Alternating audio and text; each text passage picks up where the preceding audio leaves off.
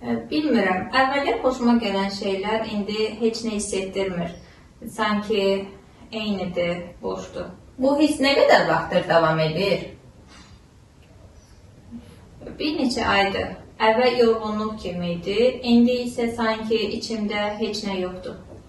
Heç nə yoxdur dediyinizdə bu daha çox boşluq hissidir, yoxsa sıxıntı? Boşluq.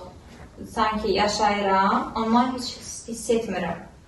Yəni həyat davam edir, amma siz onun içində yox kimisiniz. Bəli, bu məni qorxudur, mən belə olmaq istəmirəm. Bu çox önəmlidir, çünki bu hissdən çıxmaq istədiyinizi göstərir. Gəlin birlikdə baxaq, gün ərzində sizi az da olsa yüngülləşdirən bir an olurmu? Bəlkə biraz musiqi dinləyəndə, o da çox qısa çəkir.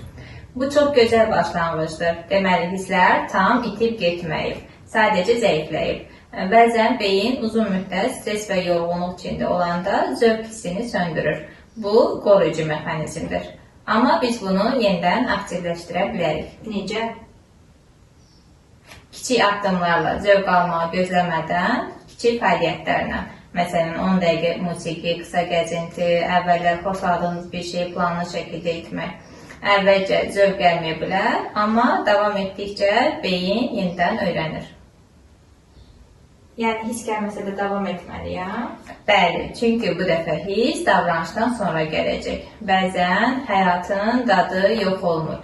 Sadəcə onu hiss edən sistem zəifləmiş olur.